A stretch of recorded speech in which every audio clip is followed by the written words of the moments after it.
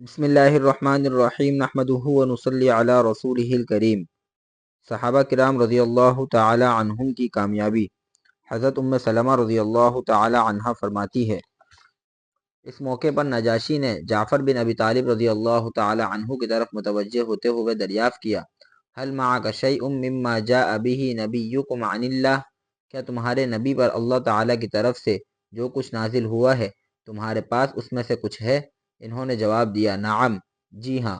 نجاشی نے کہا، فقرأہ علی، وہ مجھے سناؤ۔ چنانچہ جعفر رضی اللہ تعالی عنہ نے پڑھنا شروع کیا، اعوذ باللہ من الشیطان الرجیم، کاف ہا یا عین صاد، ذکر رحمت ربک عبدہ زکریا اذ نادى ربه نداء خفيا قال رب إني وهن العظم مني واشتعل الرأس شيبا ولم أكن بدعائك رب شقيا۔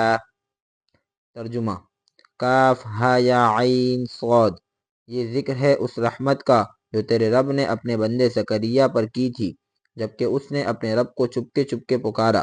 اس نے عرض کیا، اے پروردگار، میری ہڈیاں تک گھل گئی ہیں اور میرا سر بڑھاپے سے چمک اٹھا ہے، اور اے پروردگار، میں کبھی تجھ سے دعا مانگ کر نامراد نہیں رہا۔ یہاں تک کہ انہوں نے سورت کا ابتدائی حصہ مکمل کر لیا۔ نجاشی کا قرآن سے متاثر ہونا۔ حضرت ام سلمہ رضی اللہ تعالی عنہ سلسلہ بیان کو جاری رکھتے ہوئے مزید فرماتی ہیں، فبکى النجاشی حتى ظلت لحيته بالدموع وبكى اساقفته حتى بللوا كتبهم لما سمعوه من كلام الله، وهنا قال لنا النجاشي ان هذا الذي جاء نبيكم والذي جاء به عيسى لا يخرج من مشكاة واحدة۔ کلام الہی کو سن کر نجاشی اتنا متاثر ہوا کہ زار و قطار رونے لگا، یہاں تک کہ روتے روتے اس کی داڑھی آنسوؤں سے تر ہو گئی۔ اس کے ساتھ اس کے درباری بھی رو رہے تھے، وہ بھی اتنا روئے کہ ان کی کتابیں آنسوؤں سے بھیگ گئیں۔ اس کے بعد نجاشی نے ہم سے کہا کہ یہ کلام جو تمہارے نبی صلی اللہ علیہ وسلم پر اترا ہے اور وہ کلام جو عیسیٰ علیہ السلام لائے تھے، وہ اس روشنی کی طرح ہے جو ایک طاقچے یعنی ایک چراغ سے پھوٹ رہی ہوں۔ دونوں ایک ہی نور کی شعاعیں ہیں اور دونوں ایک ہی جگہ سے آئے ہیں۔ پھر اس نے عمر بن عاص اور اس کے ساتھی کو مخاطب کر کے کہا، تم لوگ واپس چلے جاؤ، اللہ کی قسم میں انہیں کبھی تمہارے حوالے نہیں کر سکتا۔ عمر بن عاص کی دوبارہ بادشاہ کی دربار میں حاضری۔ حضرت ام سلمہ رضی اللہ تعالی عنہ فرماتی ہیں، جب ہم لوگ نجاشی کے دربار سے کامیاب ہو کر نکلے تو عمر بن عاص نے ہم لوگوں کو دھمکی دیتے ہوئے اپنے ساتھی سے کہا، واللہ لآتین الملک غدا وَلَأَذْكُرَنَّ لَهُ مِنْ أَمْرِهِمْ مَا يَمْلَأُ صَدْرَهُ غَيْظًا مِّنْهُمْ وَيَشْحَنُ فُؤَادَهُ كُرْهًا لَهُمْ۔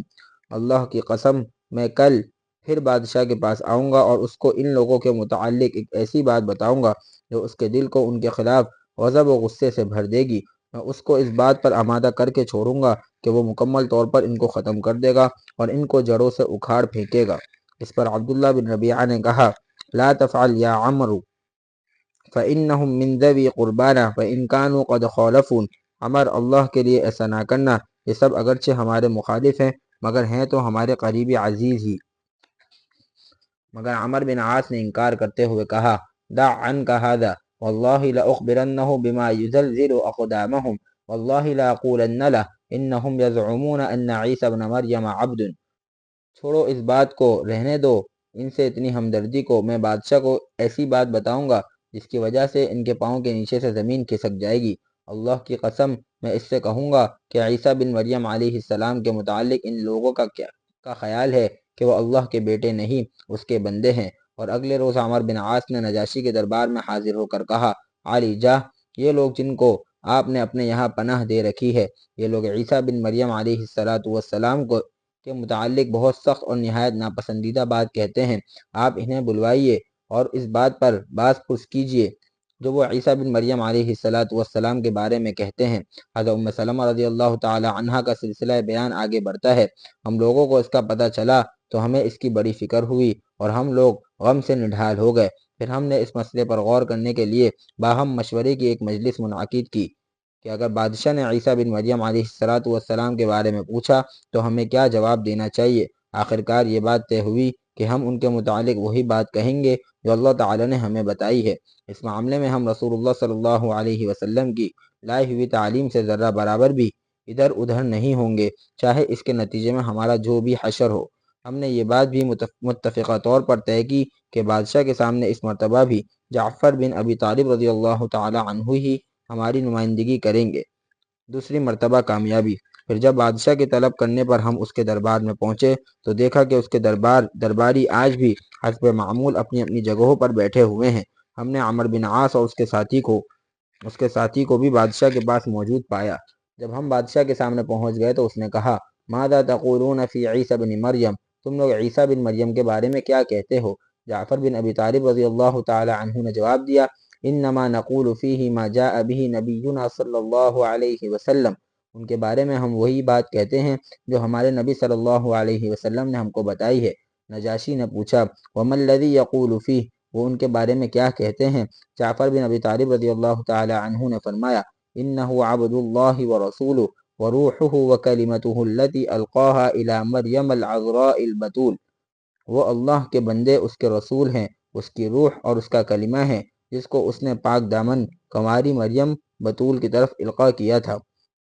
حضرت جعفر رضی اللہ تعالی عنہ کی یہ بات سن کر نجاشی نے اپنے ہاتھ کو زمین پر مارتے ہوئے کہا، واللہ ما خرج عیسی بن مریم عما جاء به نبیکم بقدار شعرہ، اللہ کی قسم عیسیٰ بن مریم کے بارے میں تمہارے نبی صلی اللہ علیہ وسلم نے جو بات بتائی ہے ان کی حیثیت ایک بال کے برابر بھی اس سے زیادہ نہیں ہے۔